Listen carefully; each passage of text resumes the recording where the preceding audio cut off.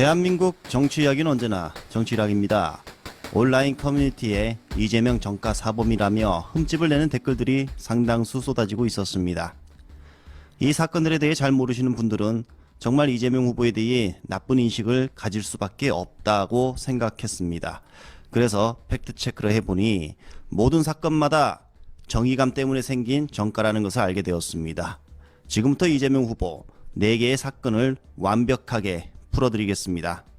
첫 번째 사건은 특수 공무집행 방해와 공용 물건 송상 벌금 500만 원입니다. 시민운동을 하던 도중에 딱 이런 상황을 맞닥뜨린 거예요. 성남시에 이제 55만이 사는 본시가지가 있는데 거기에 있던 종합병원 2개 갑자기 문을 닫아버렸습니다.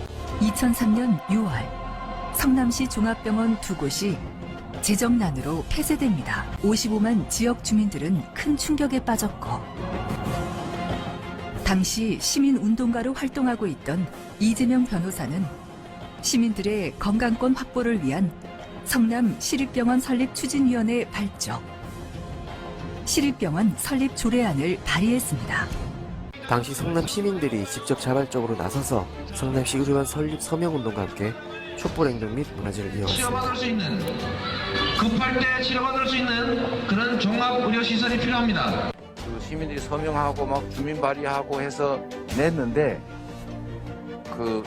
그런 걸 별로 안 좋아하는 국민의힘 당시 한나라당인가 그랬죠. 그 당이 날치기로 이걸 폐기를 해버린 거예요. 그래서 제가 억울해가지고 우리 세금 왜 내냐, 우리 죽어나가는데 공공병원 하나 만들자는데 왜 방해하냐. 그래가지고 억울해서 회의장에서 좀 목 놓아 울었는데 전국 최초로 시민 발의한 성과였다고 합니다. 18,000명의 시민들이 참가했기에 의미가 상당히 컸다고 하는데요.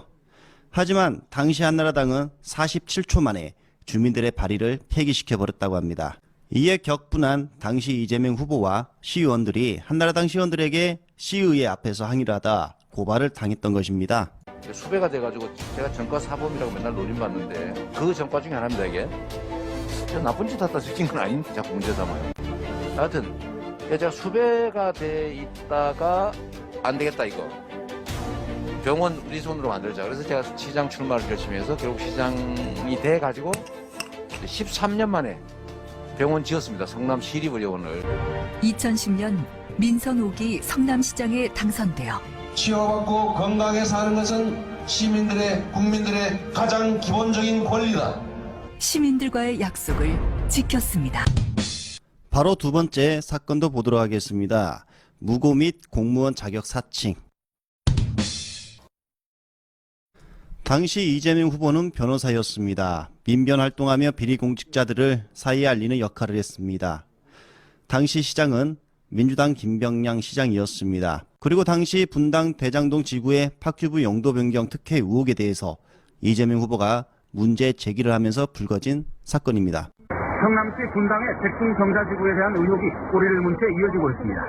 먼저 설계 변경입니다. 성남시가 지상 복합 건물을 사실상 아파트와 상가 건물을 따로 지을 수 있게 건축 설계 변경 허가를 내준 것입니다. 성남시가 용도 변경을 할 때 특정 부지는 학교 용지, 특정 부지는 주거 복합 이런 형태로 결정을 하면 되는 것인지 땅 소유자가 미리 특정인에게 토지를 팔면서 이건 학교 부지로 쓰자라고 계약을 할 필요까지는 없었다는 거죠. 자본금이 3억 원에 불과한 H개발이 어떻게 1,600억 원짜리 땅을 매입할 수 있었나?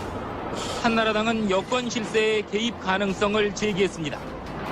민주당은 오히려 한나라당 중진 의원 보좌관 출신이 그 업체의 임원을 맡고 있다고 반박했습니다.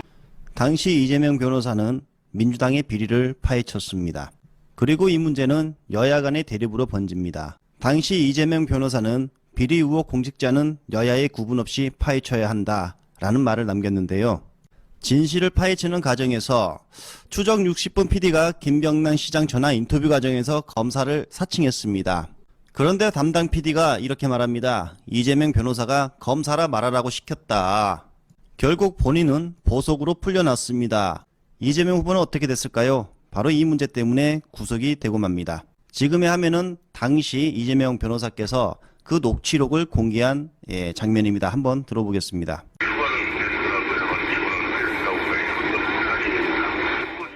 이런 관계로 미루어 파크뷰 용도 변경 과정에서 김 시장이 홍모 회장을 도와줬을 가능성이 크다는 게 이 단체의 주장입니다.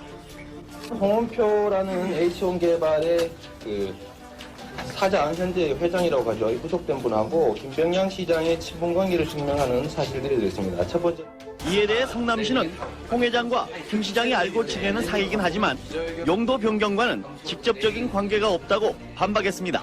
성남시 측은 또 이 녹음이 모 방송사 프로듀서가 현직 검사를 사칭해 통화한 내용을 교묘히 편집한 것이라고 주장하고 내일 이 프로듀서를 검찰에 고발하겠다고 밝혔습니다. 또한 이재명 변호사는 무고죄로까지 고발을 당하게 됩니다. 검사 사칭 동조와 무고죄.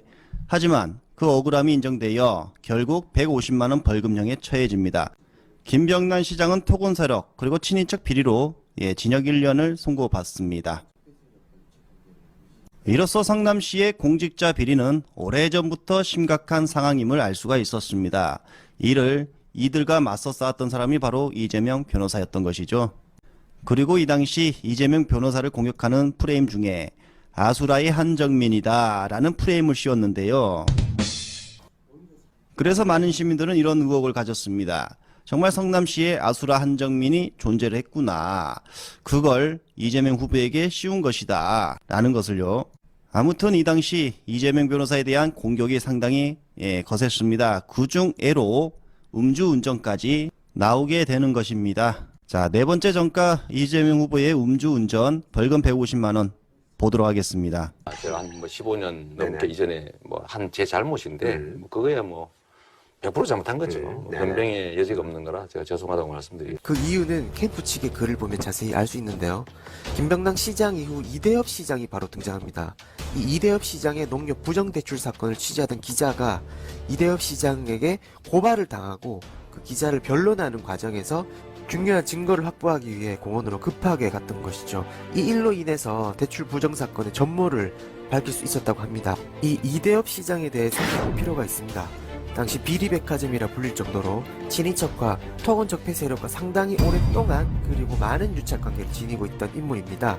심지어 한나라당에서도 당대표였던 박근혜에게 불똥이 튈까봐 전전긍긍했을 정도라고 하네요. 게다가 검찰이 자택을 압수수색하는 과정에서 외화 동뭉치와 한 명이 수천만 원이나 하는 양주가 발견됐다고 합니다. 이대엽 전 경기도 성남시장의 측근 비리를 수사 중인 수원지검 성남지청이 어제 이 전 시장의 집을 압수수색했습니다.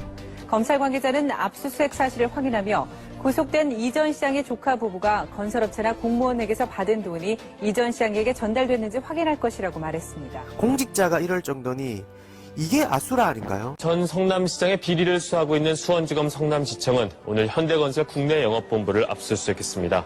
검찰은 최근 이 전 시장에 대한 전방위 수사를 벌이고 있으며 이 전 시장의 조카 이모 씨를 건설업자로부터 뇌물을 받은 혐의로 구속했습니다. 그래서 이재명 후보가 시장이 된 후에 워낙 비리가 많다 보니 그들의 저항을 무릅쓰고 민간 합동으로 추진했던 게 아닐까요? 또한 이대엽 시장으로 인해서 성남의 빚이 8천억이 넘었는데요. 빚을 다 갚은 시장이 바로 이재명 당시 성남시장이었습니다. 음주라 잘못하긴 했지만 이 정도 성과면 이제 음주운전 안 하시면 되죠 마지막으로 선거법 위반을 들 수 있습니다.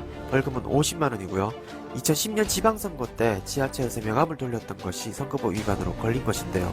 특이한 것은 당시 한나라당 의원들도 똑같이 명함을 돌렸는데 아무런 조치가 없었다는 것이죠. 어쨌든 지금은 명함을 돌리는 선거운동이 합법이 되었습니다. 자, 지금까지 이재명 후보를 둘러싼 전과 사범의 실체를 살펴봤는데요. 전과 내용을 보면 부패로 가득했던 성남을 바꾸기 위해 노력하는 과정에서 생긴 상처로 여겨집니다. 특히 아무것도 없이 시민들 편에서 거대 기득권과 싸우면서 검찰과 국민의힘 그리고 언론까지 지금까지도 공격을 받고 있습니다. 만약 이재명 후보가 그들 편에 있었다면 이렇게 공격을 받을 수 있었을까요? 누구도 겁이 나서 하지 못했던 적폐 기득권 세력들을 상대로 싸웠기 때문에 그에 따른 보복성, 공작과 공격이 더 많을 수밖에 없었다는 점이죠. 적어도 이 후보는 기득권이 아닌 국민들 편에 있었던 분이니까요. 이상 깨어있는 대구 시민들이었습니다.